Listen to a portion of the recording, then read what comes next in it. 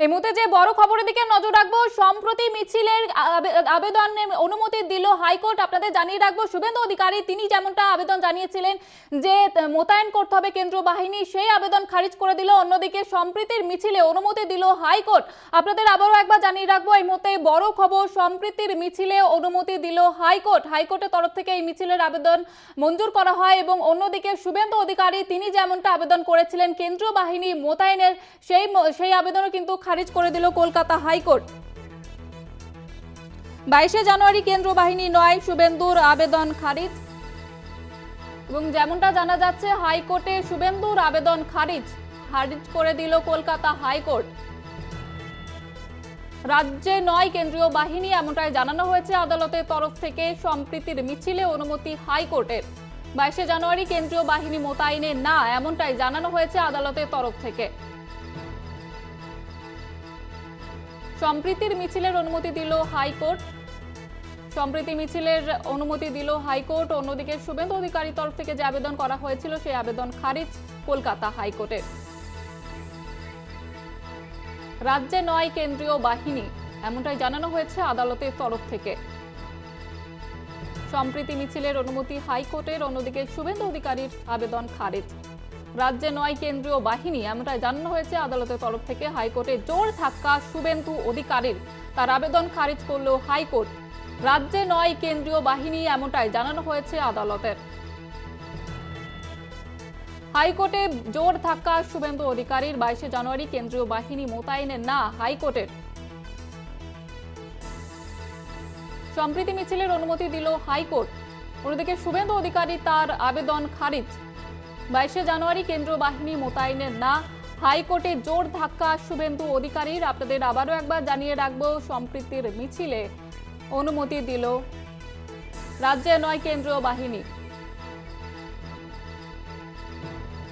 22শে জানুয়ারি কেন্দ্রীয় বাহিনী মোতায়েনে না, এবং যেমনটা জানা যাচ্ছে শুভেন্দু অধিকারীর বড় ধাক্কা হাইকোর্টে। সম্প্রীতি মিছিলের অনুমতি দিল হাইকোর্ট। হাইকোর্টে জোর ধাক্কা শুভেন্দু অধিকারীর। সম্প্রীতি মিছিলের অনুমতি হাইকোর্টে।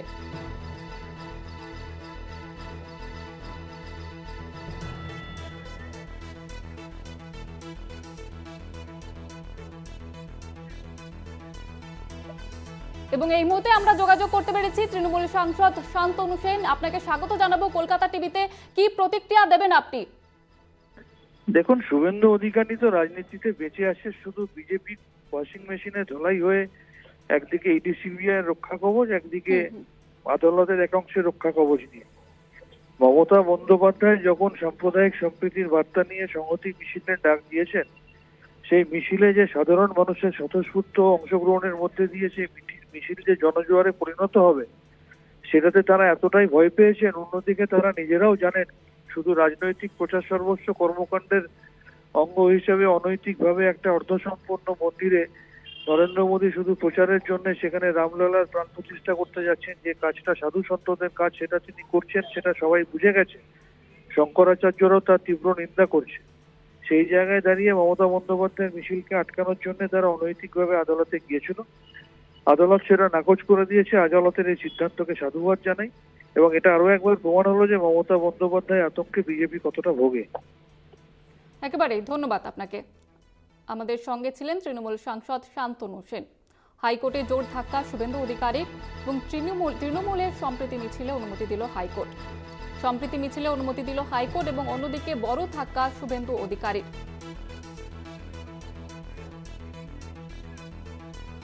মুখ্যমন্ত্রী মমতা বন্দ্যোপাধ্যায় তিনি ঘোষণা করেছিলেন এই সম্প্রীতি মিছিলের, এবং এই মিছিলের মুখ তৃণমূল নেত্রী তথা মুখ্যমন্ত্রী মমতা বন্দ্যোপাধ্যায়। 22শে জানুয়ারি কেন্দ্র বাহিনী মোতায়েনে না, এমনটাই জানানো হয়েছে আদালতের তরফ থেকে। এবং রাজ্যের আইন শৃঙ্খলার জন্য আদালতের দ্বারস্থ হয়েছিলেন শুভেন্দু অধিকারী, এবং বলা যেতে পারে বড় ধাক্কা শুভেন্দু অধিকারীর।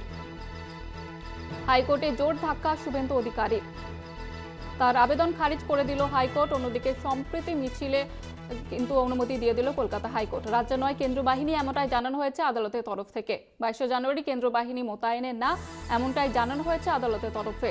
রাজ্যের শান্তি শৃঙ্খলা বজায় রাখার জন্য আদালতের দ্বারস্থ হয়েছিলেন শুভেন্দু অধিকারী, কিন্তু তার আবেদন খারিজ করে দিল কলকাতা হাইকোর্ট। অন্যদিকে সম্প্রীতি মিছিলে অনুমতি দিল হাইকোর্ট। বলা যেতে পারে কলকাতা হাইকোর্টে বড় ধাক্কা শুভেন্দু অধিকারীর। আদালতের তরফ থেকে যেমনটা জানানো হয়েছে 22শে জানুয়ারি কেন্দ্রীয় বাহিনী নয়, এবং এরপরেই কিন্তু বলা যেতে পারে বড় ধাক্কা শুভেন্দু অধিকারীর। 22শে জানুয়ারি কেন্দ্রীয় বাহিনী মোতায়েনে না, মুখ্যমন্ত্রী মমতা বন্দ্যোপাধ্যায় এই মিছিলের ঘোষণা করেছিলেন সাংবাদিক বৈঠক করে, এবং এই মিছিলের মুখ মমতা বন্দ্যোপাধ্যায়।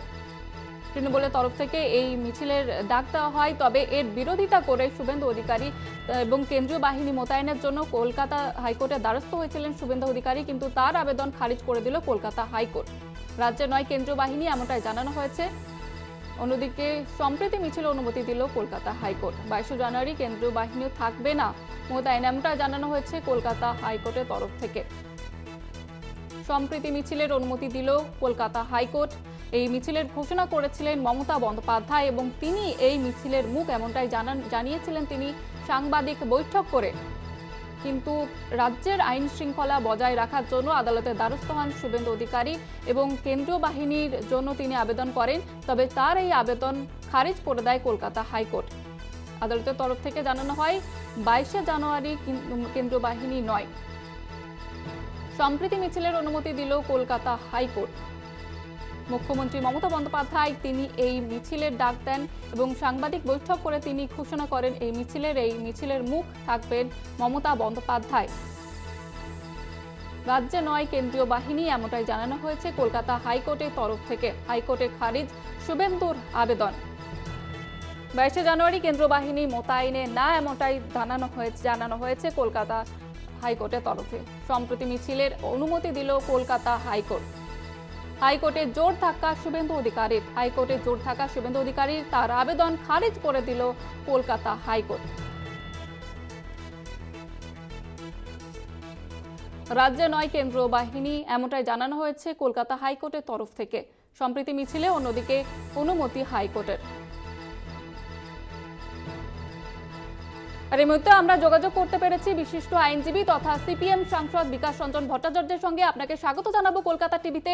যেটা জানতে চাইবো, বড় ধাক্কা খেলেন শুভেন্দু অধিকারী, অন্যদিকে তৃণমূলের যে সম্প্রীতি মিছিল সেটাতে অনুমতি দিল কলকাতা হাইকোর্ট, কি জানাবেন? যায় না, একদল লোক মিছিল করবে, সেই মিছিল আটকাবার, মিছিল করাটা তাদের তো গণতান্ত্রিক অধিকারের মধ্যে পড়ে, সেটাকে আটকাবার জন্য হাইকোর্টে, কনস্টিটিউশনাল কোর্টে মামলা করা, এগুলোই বোকামো আর কি, এটুকুই বলতে পারি। একেবারেই ধন্যবাদ আপনাকে।